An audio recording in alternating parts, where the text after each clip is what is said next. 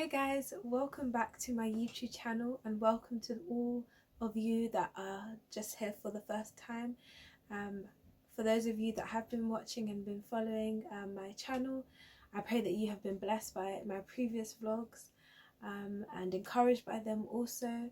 This vlog, I'm back where I usually am, and I just wanted to have this kind of discussion slash continuation of my testimony. It's a bit late for the time that I'm saying it, but I pray that you'll still be blessed and encouraged by it. This how my story goes. It took a long time. Only God knows, but it's alright, but it's okay, because I'm here to encourage y'all So anyway.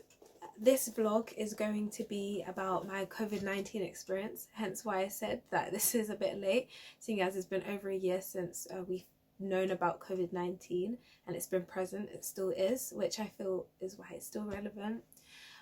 But yes, I've actually never spoken about my COVID-19 experience in depth. I had an encouragement video for 2020, the ending, but that was a combination of family and friends just giving encouragement messages for COVID-19. But I've never personally done one myself, so I thought it would be a good time to share, and it kind of continues from my testimony about walking, because that was during the COVID-19 period. Basically, for me, my COVID-19 experience may have been a little bit different from most people, and that's just because if you guys can bring your mind back to a vlog that I've done quite a while back, I actually got sick the period before COVID-19 and the whole lockdowns came into England. But as I said in that vlog, now looking back at symptoms, I may have had COVID. I'm not sure, because I couldn't be tested for it at the time, because COVID-19 was not a thing right at that point. But yes, so I was already off sick from January, the beginning of January. So when it came into full-fledged and we had to go into lockdown in England, I was already at home, so I was already used to it. And at first, as this sounds really bad, guys, but as bad as it seems, I was kind of, I don't know, I would say sort of happy that I had company at home, because everyone had to be home for work. So my mum wasn't at work, my younger sister Lauren wasn't at work, and then Rihanna wasn't at uni because of it, and then me and Keisha were at home anyway. So it was kind of nice to have everyone here. But as I said, I'm now saying that I do feel really insensitive. At that time though, I didn't know the extent of it or how bad or serious it was. I don't think anyone did until cases started to rise rapidly. But so at first it was kind of like everyone feels like you get that little break, you don't have to be in. I didn't feel like I felt guilty for being off work. I didn't feel the pressure to have to go back to work or anything, and at first it was kind of calm. But I will honestly say that I think a few months into it, I really started to panic, because I think we all kind of had that period of time where we're just constantly checking the news. And I know for me, I kept constantly checking the news, and every minute it was like there's been a rise in cases, this many people have died, that many people have gone into hospital, and basically all the bad news that came with COVID-19. And that's when it kind of hit me, oh my gosh, this is actually serious. And me, in my nature, I started to kind of panic, and I know I was really stressed out at this time, to the point that I was crying a lot, and I just felt really low and depressed. So I remember my older sister Keisha saying to me, Chelsea, what's wrong? And then I explained that I was really nervous, and she said, why are you afraid? God is in control no matter what. And I said, I know that, and I know that's the right thing to think, but at this moment in time, the two are not connecting. So she prayed with me, and that did help a lot. But after a few times of praying, the first time I prayed, I was just like, I don't know, like I still felt overwhelmed by the whole situation. And then yeah, so that was like a very difficult time, and I remember that it started to get really stressful in my household as well. Things weren't great at this time, and COVID-19 and being in lockdown together just made it even worse. So yeah, that was a very difficult time to go through. And then obviously for me, my sister Rianne is diabetic, I don't know if she would want me to share that, but I have. So I was really worried about her. It wasn't even so much myself. Like, I know I've had health issues, but it was more Rianne that I was worried about. And I was like, oh my gosh, God, please don't let anything happen to Rianne. Let anything happen to my family.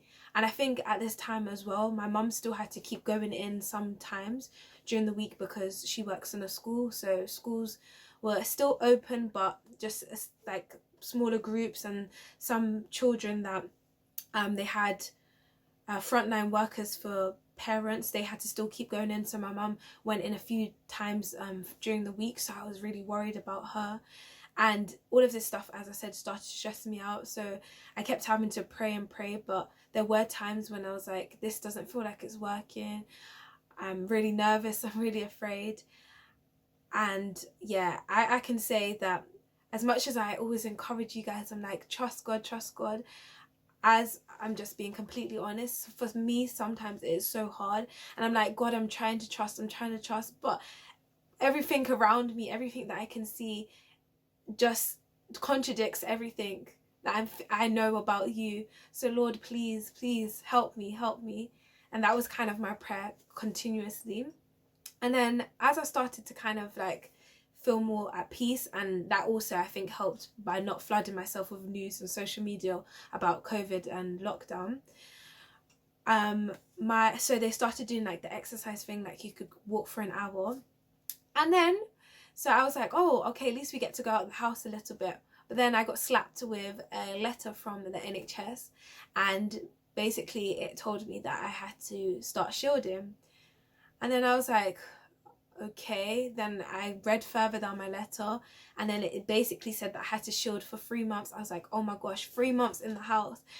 Like, I don't mind staying in the house, but that's when it's by choice. But to be told that I have to stay in the house for 3 months, I was like, no.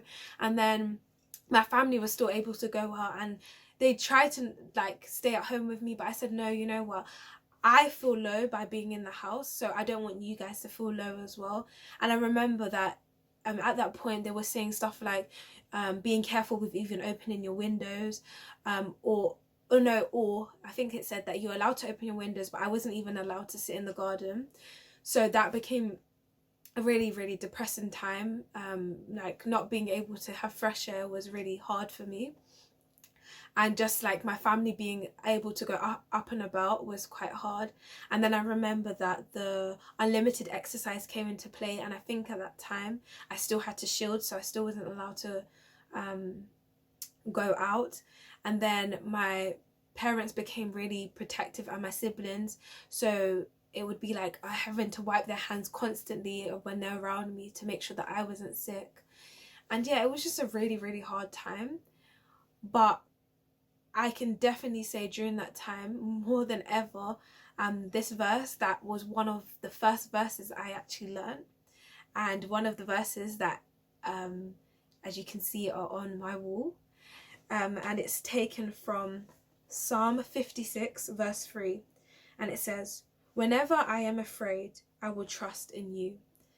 And that verse was so prominent during COVID-19 because, as I said, I was afraid. And part of the reason why it's on, I placed it on my wall, is so that I would remember it, to trust in God, even when things seem like they're going out of control, to just trust God.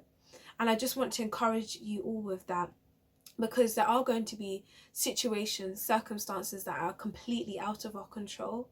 But it's so important, oh my gosh, so important, guys, to keep trusting God, because He knows the beginning from the end. He is in control of everything. And like me, if you are a warrior, this can be so hard to grasp, so hard to be like, yes, okay, I'm going to trust. But I promise you, make the conscious decision to trust God, to allow God to just take over, to take control. And I tell you, you will feel such peace in your life.